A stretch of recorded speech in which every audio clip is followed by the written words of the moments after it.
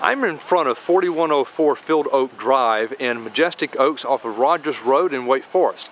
The home you're looking at is going to be a parade home coming up in the Wake County Parade of Homes that starts October 2nd and runs each weekend through October 16th. With me is Bob Latvala of Sawyer Homes, the company that built this beautiful home. Bob, why don't you tell us something about the home and what makes it so special? Well, looking at the outside here, what we can see as far as maybe the green features that we are incorporating in the house, some of the tenets of green building are durability of materials and less maintenance to lower your whole total cost of home ownership. Well, here what we've done is we've used PVC columns, we've used vinyl windows, things that don't necessarily require painting again, are going to require maintenance. We've used the hardy plank siding, which it holds paint better than a wood or some of the other substrate sidings out there. As far as the landscaping, we have set this up so that we will not use a lot of water resources in our landscape. We've got Bermuda grass. We've taken time to select plants that are a high drought tolerance, so once they're established, they have low watering requirements. Here's the hardy plank siding that Bob was talking about just a second ago. And then over here you can see that we have the PVC columns that are going to last a lot longer than wood. Probably don't need painting as often. And then you mentioned that you have the vinyl windows, which are going to give you better insulation, better soundproofing, and they don't need painting. And one other thing about this window is that it does give you, they're a tighter type of window construction, and that will go more into the trying to control the indoor environment as far as drafts and things like that. They're a lot better at stopping that because of the way the windows are constructed. They're more of an airtight window than maybe your traditional double-hung wood window that's out on the market. And of course you're using a combination of stone, stacked stone, right, as well as the hardy plank shingles. That's correct.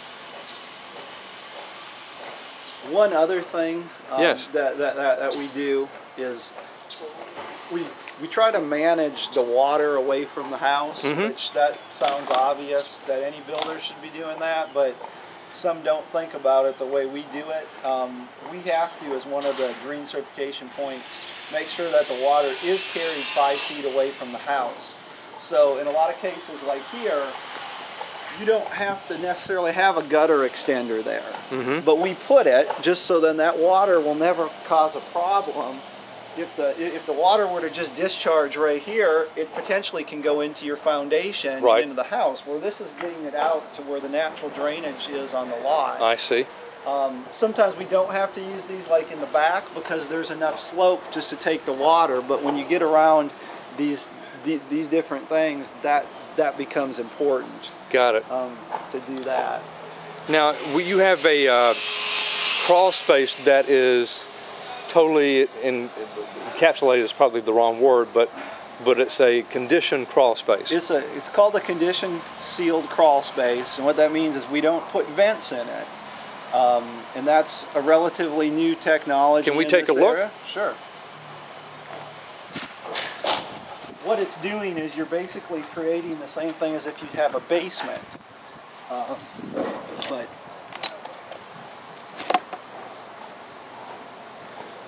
get a shot of that. You can see what we've done is there is an insulation in the floor, but we insulate all the walls.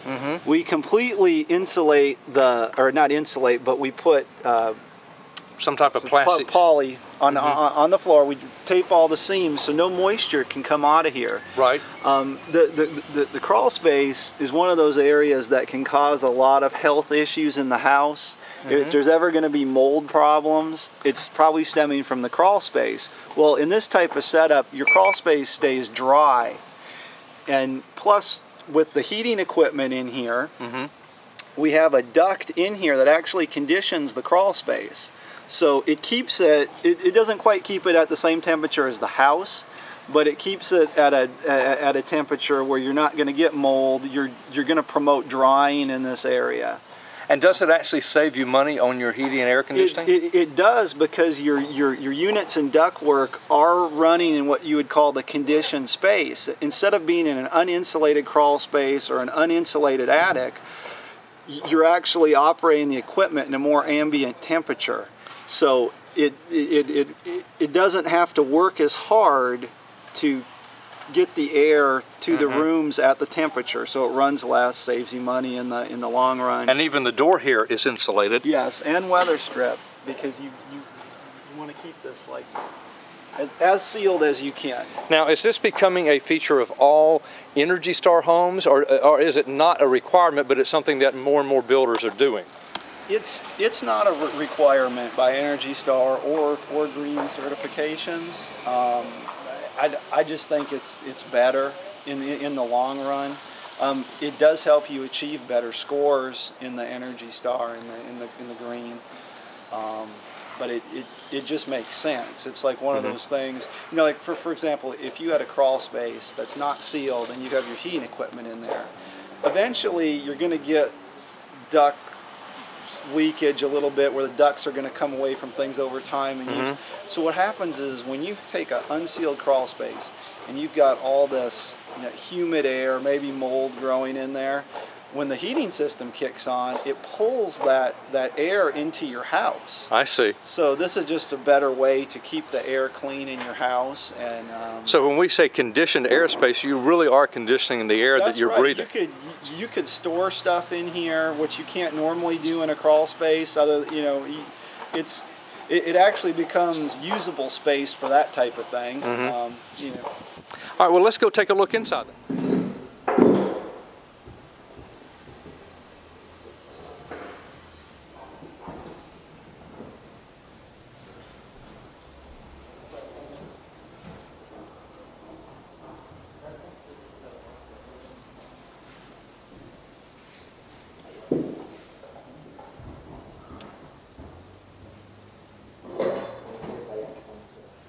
What are we looking at here, Bob?